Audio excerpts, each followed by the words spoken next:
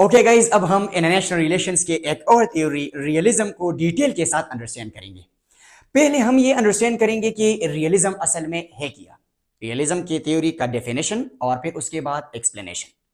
फिर उसके बाद हमने ये अंडरस्टैंड करना है कि ये रियलिज्म का थ्योरी इंटरनेशनल रिलेशंस में आया कहां से, इसका बैकग्राउंड क्या है, इसका हिस्ट्री क्या है। फिर उसके बाद इंटरनेशनल रिलेशंस में जो रियलिज्म का थ्योरी है, इसकी की कंसेप्ट्स कौन कौन से हैं, और लास्ट में ये रियलिज्म का जो थ्योरी है इसके फाउंडेशन या उसके बुनियादी आइडियाज कौन कौन से हैं। यानी आज के लेक्चर में आप रियलिज्म को डिटेल के साथ अंडरस्टैंड कर सकेंगे। सिंपल अल्फाज में आप इसे समझे, रियलिज्म इंटरनेशनल रिलेशंस में एक थ्योरी है। बाकी थ्योरीज की तरह लिबरलिज्म, कंस्ट्रक्टिविज्म, इनकी तरह रियलिज्म भी एक थ्योरी है, लेकिन इस थ्योरी का बुनियाद रखा गया है बैलेंस ऑफ पावर पे। यानी इस थ्योरी से मुराद यह है कि अगर दुनिया में लड़ाइयां है तो ये लड़ाइयां इस वजह से होती है कि एक स्टेट पावरफुल होता है और दूसरा स्टेट पावरफुल नहीं होता, वीक होता है। तो पावरफुल स्टेट वीक स्टेट पे हमला करता है और इसी वजह से वर्ल्ड में लड़ाइयां होते हैं।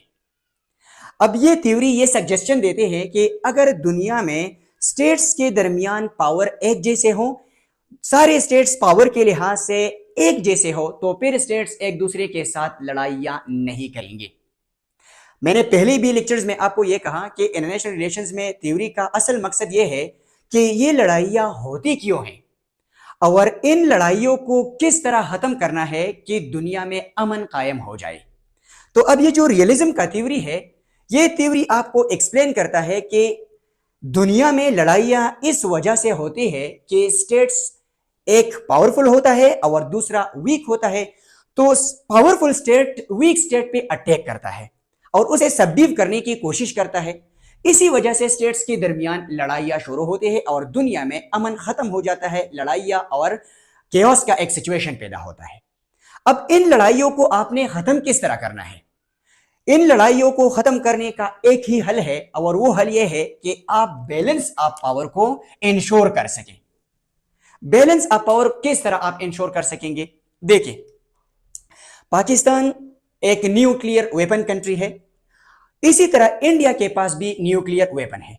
अब देखिए, दोनों स्टेट जो है उनके पास न्यूक्लियर वेपन है, तो बैलेंस ऑफ पावर जो है वो इक्वल है। दोनों स्टेट्स के दरमियान जो पावर है वो इक्वल है।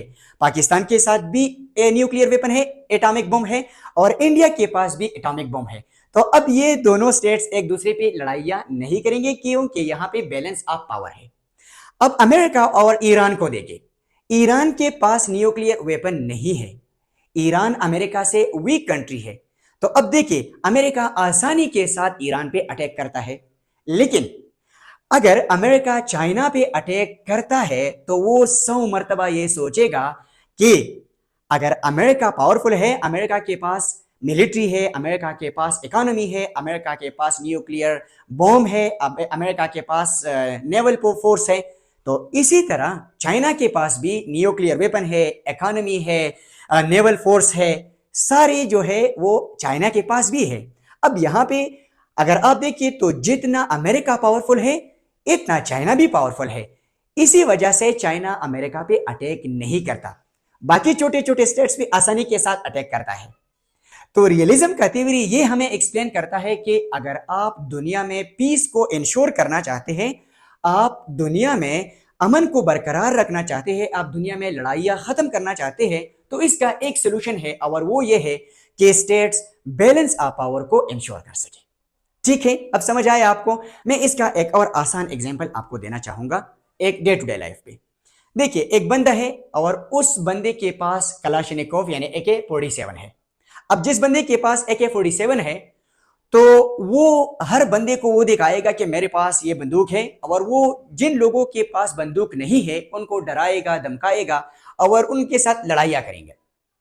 लेकिन अगर बाकी सब लोगों के पास भी AK-47 आ जाए यानी कलाशनिकोव आ जाए, तो फिर वो उन लोगों के साथ लड़ाइयां नहीं करेगा, क्योंकि वहां पर जो पावर है वो बैलेंस हो गया। वहां पर एक बंदे के पास अगर बंदूक है तो दूसरे बंदे के पास भी बंदूक है। अब देखिए, जिस बंदे के पास पहले कलाशनिकोव था और दूसरे लोगों को डराता था, धमकाता था, उनके साथ लड़ाइयाँ करता था, अब वो नहीं करेगा, क्योंकि वो पहले ये सोचेगा कि अगर मैं उसको शूट करूंगा तो उस बंदे के पास भी कलाशनिकोव है, AK-47 है, वो मुझे भी शूट करेगा। इसको हम कहते हैं बैलेंस ऑफ पावर। तो रियलिज्म का थ्योरी भी हमें यह कहता है कि अगर आप दुनिया में पीस को इंश्योर करना चाहते हैं, लड़ाइयां खत्म करना चाहते हैं, तो सारे स्टेट्स के पावर को बैलेंस करना चाहिए, फिर दुनिया में लड़ाइयां नहीं होंगी। अब ये बैलेंस ऑफ पावर का मैं आपको एक और एग्जांपल देना चाहूंगा। अगर आप कोल्ड वॉर के एरा को देखें, एक तरफ था यूनाइटेड स्टेट्स ऑफ अमेरिका और उसके अलाइज, दूसरी तरफ रशिया और उसके अलाइज। अब पावर के लिहाज से रशिया और अमेरिका दोनों इक्वल थे। एक कंट्री के पास भी मिसाइल्स, न्यूक्लियर वेपन और एयरफोर्स, नेवल, सारे फोर्सेस थे, दूसरे स्टेट के पास भी थे। तो अब वहां पर जो पावर था वो बैलेंस था। इस बैलेंस ऑफ पावर की वजह से दोनों स्टेट्स एक दूसरे पे अटैक नहीं करते थे। समझ आया आपको कि रियलिज्म की थ्योरी से मुराद यह है कि अगर आप दुनिया में लड़ाइयां खत्म करना चाहते हैं तो सारे स्टेट्स को इक्वली पावरफुल किया जाए, और अगर किसी भी जगह पे, किसी भी पॉइंट पे ये बैलेंस ऑफ पावर डिस्टर्ब हो गया तो फिर वहां पे लड़ाइयां होगी। लड़ाइयों का असल वजह बैलेंस ऑफ पावर के डिस्टर्बेंस है। अगर एक स्टेट पावरफुल हो गया और दूसरा वीक, तो पावरफुल स्टेट कोशिश करेगा कि वीक स्टेट पे अटैक करे और फिर वहां से दुनिया का जो पीस है, वर्ल्ड का जो पीस है, वो डिस्टर्ब होगा और कियास शुरू होगा। अभी आई होप आपको समझ आया होगा कि रियलिज्म की थ्योरी से क्या मुराद है। ओके, अब रियलिज्म का बैकग्राउंड क्या है, रियलिज्म का हिस्ट्री क्या है, यानी इंटरनेशनल रिलेशंस में रियलिज्म की थ्योरी का आगाज कहां से हुआ, कहां से ये रियलिज्म का थ्योरी आया। इसके लिए आपने थोड़ा सा world war two, world war one, इसी तरह league of nation, economic depression और लिबरलिज्म के आइडिया को अपने माइंड में रखना होगा। ठीक है, पहले लेक्चर्स में हमने ये अंडरस्टैंड किया कि वर्ल्ड वॉर फर्स्ट खत्म हुआ। वर्ल्ड वॉर फर्स्ट खत्म होने के बाद एक आइडिया आया, लिबरलिज्म। लिबरलिज्म की बुनियाद पे लीग ऑफ नेशन बनाया गया और स्टेट्स के दरमियान इकोनॉमिक रिलेशंस एस्टेब्लिश किए गए कि स्टेट्स के दरमियान अगर इकोनॉमिक रिलेशंस हो तो स्टेट्स एक दूसरे के साथ लड़ाइयां नहीं करेंगे, और अगर एक वर्ल्ड ऑर्गेनाइजेशन हो यानी लीग ऑफ नेशन, तो फिर स्टेट्स के दरमियान जो मसाइल हो वो लीग ऑफ नेशन रिजॉल्व करेंगे, सॉल्व करेंगे, तो फिर दुनिया में अमन होगा। यह लिबरलिज्म का एक आइडिया था। लेकिन वक्त के साथ साथ वो लीग ऑफ नेशन नाकाम होने लगा, इकोनॉमिक डिप्रेशन आया और स्टेट्स के दरमियान जो इकोनॉमिक रिलेशन थे वो भी खराब होने लगे, और फाइनली जर्मनी ने यूरोप के स्टेट्स पे अटैक किया, जापान ने मैंचूरिया पे अटैक किया, और दुनिया में एक और अजीम जंग यानी दूसरी जंगी अजीम शुरू होने लगा। जब दूसरी जंगी अजीम शुरू होने लगा तो लिबरलिज्म के आइडियाज फेल हो गए, लीग ऑफ नेशन नाकाम हो गया, स्टेट्स के दरमियान इकोनॉमिक रिलेशंस खत्म हो गए, स्टेट्स एक मर्तबा फिर एक दूसरे के साथ लड़ने लगे। तो लिबरलिज्म का जो आइडिया था वो फेल हो गया, जो थ्योरी था वो फेल हो गया। अब दूसरी जंग अज़ीम के दौरान और इंटरनेशनल रिलेशंस के फिलोसोफर्स या पॉलिटिकल साइंटिस्ट्स और या इंटरनेशनल रिलेशंस के जो एक्सपर्ट्स थे, उन्होंने खोज शुरू की कि अब लिबरलिज्म के जो आइडियाज थे वो तो फेल हो गए, और उन्होंने लिबरलिज्म के आइडियाज पे तनकीद शुरू करने लगे कि आप तो कह रहे थे कि अगर स्टेट्स के दरमियान इकोनॉमिक रिलेशंस होंगे तो फिर स्टेट एक दूसरे के साथ नहीं लड़ेंगे, लेकिन फिर भी स्टेट्स एक दूसरे के साथ लड़ने लगे। आप तो कह रहे थे कि स्टेट्स के दरमियान अगर एक वर्ल्ड ऑर्गेनाइजेशन हो तो वो वर्ल्ड ऑर्गेनाइजेशन स्टेट्स के दरमियान सारे इश्यूज रिजॉल्व करेंगे और स्टेट्स के दरमियान अच्छे रिलेशंस होंगे, लड़ाइयां नहीं होंगे, लेकिन लीग ऑफ नेशन तो भी नाकाम हो गया। तो ये जो रियलिस्ट थे उन्होंने क्वेश्चन शुरू किए लिबरलिस्ट पे, और यहां से एक और आइडिया आया रियलिज्म का। अब इंटरनेशनल रिलेशंस में रियलिज्म की थ्योरी को ये रियलिज्म का नाम दिया किसने? ठीक है, ये बहुत ज्यादा इंपॉर्टेंट है। इंटरनेशनल रिलेशंस में जो रियलिज्म की थ्योरी का बुनियाद जिस बंदे ने रखा वो है हेंस जे मार्गेंथाउ। हेंस जे मार्गेंथाउ को इंटरनेशनल रिलेशंस में रियलिज्म का बानी भी कहा जाता है। ठीक है, अगर आपसे कोई बंदा पूछे कि इंटरनेशनल रिलेशंस में रियलिज्म का बानी कौन है, who is the father of realism in international relations, तो फिर ये बंदा है। ठीक है, हेंस जे मार्गेंथाउ। इस बंदे ने यानी हेंस जे मार्गेंथाउ ने एक किताब लिखा, politics among nations, the struggle for power and peace. अगर आप इस किताब के टाइटल को देखें तो आपको क्लियर हो जाएगा कि दुनिया में जितनी भी स्टेट्स है, हर स्टेट चाहता है कि वो क्या करे, अपने आप को पावरफुल बनाए, दुनिया में हर स्टेट स्ट्रगल कर रहा है कि वो अपने आप को पावरफुल बनाए। ठीक है, ये नहीं कि आप कोई वर्ल्ड ऑर्गेनाइजेशन बनाए तो वहां पर फिर पीस होगा, ये सारी वो कहता है कि ये वो सारी एवी बातें हैं। बात ये है कि हर स्टेट बाय नेचर वो कोशिश कर रहा है कि वो ज्यादा से ज्यादा पावर अचीव करे। ठीक है, ये रियलिज्म का जो आइडिया है इंटरनेशनल रिलेशंस में, ये हेंस जे मार्गनथाव ने पेश किया। अब ये बंदा जो है उसने रियलिज्म का आइडिया कहां से कॉइन किया? डायरेक्ट तो उसके माइंड में नहीं आया ना। उसने क्या किया?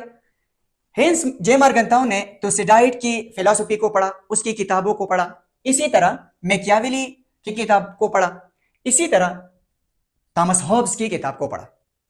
ये जो है ये पॉलिटिकल साइंस में ये बंदे आपने सुने होंगे, उनके नाम लाजमी आपने सुने होंगे। ठीक है, तो सिडाइट जो है ये एक ग्रीक फिलोसोफर है और उसने किताब लिखा है the history of Peloponnesian war. ये किताब उसने लिखा है और उस किताब में उसने एथेंस और स्पार्टा के वार के बारे में लिखा कि क्यों एथेंस और स्पार्टा के दरमियान वो लड़ाई हुई है। ठीक है, वहां पर रियलिज्म के बारे में कुछ बातें थे, तो हेंस जे मार्गनथाव ने उन आइडियाज को वहां से अपने माइंड में रखा। ठीक है, इसी तरह मैकियावेली ने एक किताब लिखा द प्रिंस, और प्रिंस जो है ये एक गजब की किताब है। इस किताब में मैकियावेली ने इंटरनेशनल पॉलिटिक्स के बारे में, एक स्टेट के नीबर्स के बारे में, एक स्टेट के वार के बारे में गजब की बातें लिखी है। आप अगर इस किताब को पढ़ेंगे ना, मजा आ जाएगा आपको। इंटरनेशनल पॉलिटिक्स के बारे में हम इस पे बात इसलिए करेंगे क्योंकि हमारा यहाँ पे इंटरनेशनल रिलेशंस है। इंटरनेशनल पॉलिटिक्स के बारे में मैकियावेली ने प्रिंस किताब में लिखा है कि एक स्टेट कभी भी अपनी नीबर्स पे रिलाय नहीं करना चाहिए। एक स्टेट को चाहिए कि वो हर वक्त लड़ाई के लिए तैयार रहे। किसी भी वक्त उस स्टेट का नेबरिंग कंट्री इस स्टेट पे अटैक कर सकता है। अगर फॉर एग्जांपल पाकिस्तान और इंडिया, ये पाकिस्तान और अफगानिस्तान ये नेबर कंट्रीज है, तो पाकिस्तान को हर वक्त विजिलेंट, चौकस और तैयार रहना चाहिए लड़ाई के लिए। किसी भी वक्त इंडिया पाकिस्तान पे अटैक कर सकता है, किसी भी वक्त अफगानिस्तान पाकिस्तान पे अटैक कर सकता है, किसी भी वक्त ईरान पाकिस्तान पे अटैक कर सकता है, किसी भी वक्त चाइना पाकिस्तान पे अटैक कर सकता है। यानी प्रिंस किताब में यह बंदा कहता है कि आपने अपने नीबर्स पे रिलाय नहीं करना चाहिए, आपने बिल्कुल लड़ाई के लिए हर वक्त तैयार रहना चाहिए। तो मैकियावेली की किताब प्रिंस से हेंस मार्गनथाव ने बहुत से आइडियाज लिए। इसी तरह हेंस मार्गनथाव ने थॉमस हॉब्स की किताब लेवियतन या लेवायतन, इस किताब को भी पढ़ा और रियलिज्म के बारे में इस बंदे ने जो आइडियाज पेश किए थे उसने कॉपी की। दो तीन बातें मैं आपको कहना चाहूंगा। थॉमस हॉब्स ने इस किताब यानी लेवियतन या लेवायतन किताब में उसने लिखा ह्यूमन नेचर के बारे में कि ह्यूमन बीइंग बाय नेचर क्या है, वो धोखेबाज है, वो लड़ाइयां पसंद है, वो पावर हंग्री है। यानी थॉमस हॉब ने ह्यूमन को एक नेगेटिव अंदाज में पेश किया है, ह्यूमन नेचर को उसने एक नेगेटिव अंदाज में पेश किया है। तो हेंस मार्गनथाव ने इसके आइडियाज को स्टेट पे लागू किए कि चूंकि स्टेट जो के है वो तो ह्यूमन बीइंग से बने हैं।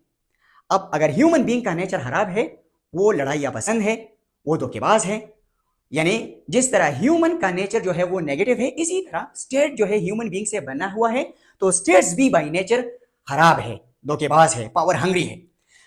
तो हेंस मार्गनथाव ने तो सिडाइट, मैकियावेली और थॉमस हॉब्स के आइडियाज से अपना एक आइडिया बनाया जिसको हम इंटरनेशनल रिलेशंस में कहते हैं रियलिज्म। अभी आपको पता चला कि रियलिज्म का थ्योरी आया कहां से है। ये हेंस मार्गनथाव ने जो रियलिज्म का थ्योरी पेश किया है, उसने अपने आप से ये थ्योरी तो पेश नहीं किया हुआ है, बल्कि हेंस मार्गनथाव ने थ्यूसिडाइट की फिलॉसफी से, थ्यूसिडाइट की किताबों से, मैकियावेली की फिलॉसफी, मैकियावेली की किताबों से, थॉमस हॉब्स के किताबों और थॉमस हॉब की फिलॉसफी से एक रियलिज्म का थ्योरी पेश किया है। समझ आया आपको? तो आप इन बंदों को भी रियलिस्ट कह सकते हैं कि थ्यूसिडाइट भी एक रियलिस्ट था, मैकियावेली भी रियलिस्ट था और थॉमस हॉब्स भी रियलिस्ट था। ठीक है, लेकिन इंटरनेशनल रिलेशंस में रियलिज्म का जो फिलॉसफी है, रियलिज्म का जो थ्योरी है, जो अप्रोच है, वो हेंस मार्गनथाव ने पेश किया है। इन बंदों ने सिर्फ और सिर्फ आइडियाज पेश किए थे कि लड़ाइयां क्यों हुई, आपने किस तरह अपने आप को बाकी स्टेट से बचाना है, ह्यूमन नेचर क्या है। इन सारे आइडियाज को इस बंदे ने इकट्ठे किए और एक और थ्योरी पेश की जिसको हम कहते हैं रियलिज्म। इंटरनेशनल रिलेशंस में रियलिज्म हम इस बंदे के थ्योरी को कहते हैं। ठीक है, अब आपको यह पता चला कि रियलिज्म क्या है, रियलिज्म का बैकग्राउंड क्या है और रियलिज्म को किस बंदे ने पेश किया है और इस बंदे ने कौन कौन से फिलोसोफर्स की किताबों से, उनके फिलॉसफी से, उनके आइडिया से रियलिज्म की थ्योरी को पेश किया हुआ है। आई होप कि अभी आपने अंडरस्टैंड किया होगा। ओके, अब हम रियलिज्म की बेसिक एजम्पशंस, बेसिक आइडियाज या बेसिक कंसेप्ट्स को अंडरस्टैंड करते हैं। लेकिन इससे पहले आप इन टर्म्स को अंडरस्टैंड करें। जब आपको ये टर्म्स समझ में आ जाए, फिर आपको रियलिज्म के बेसिक एजम्पशंस या कंसेप्ट्स या आइडियाज आसानी के साथ समझ आ जाएंगे। ठीक है, तो पहले आप इन तीन टर्म्स को अंडरस्टैंड करें, इन कंसेप्ट्स को अंडरस्टैंड करें। एक है नेशनल इंटरेस्ट। नेशनल इंटरेस्ट से क्या मुराद है? किसी भी स्टेट के गोल्स, एम्स, नीड्स और प्रायोरिटीज, ये होता है किसी स्टेट का नेशनल इंटरेस्ट। यानी हर बंदे का जिस तरह एक इंटरेस्ट होता है, एक गोल होता है कि मैंने इस गोल को अचीव करना है, यह मेरा प्रायोरिटी है, इसी तरह हर स्टेट का एक गोल होता है या गोल्स होते हैं, नीड्स होते हैं, प्रायोरिटीज होते हैं और इनको उसी स्टेट का नेशनल इंटरेस्ट कहा जाता है। ठीक है, अब नेशनल इंटरेस्ट के बाद आता है नेशनल पावर। नेशनल पावर से क्या मुराद है? एक स्टेट में कितना पावर है कि वो नेशनल इंटरेस्ट को अचीव करे। अपनी नेशनल इंटरेस्ट को अचीव करने के लिए जितना पावर होता है एक स्टेट में, उसको हम कहते हैं नेशनल पावर। यानी क्या? Ability to achieve national interest. वो एबिलिटी जो एक स्टेट अपने नेशनल इंटरेस्ट को फुलफिल करने के लिए, अचीव करने के लिए इस्तेमाल करता है, उसको हम कहते हैं नेशनल पावर। ये नेशनल पावर क्या होता है? पॉपुलेशन होता है, मिलिट्री होता है, इकोनॉमी होता है, या इनके अलावा बाकी भी जितनी भी है, यानी टेक्नोलॉजी है, जियोग्राफी है, तो इन सब को हम कहते हैं नेशनल पावर। क्योंकि नेशनल इंटरेस्ट को अचीव करने के लिए हम इन चीजों को इस्तेमाल करते हैं, तो इसको हम कहते हैं नेशनल पावर।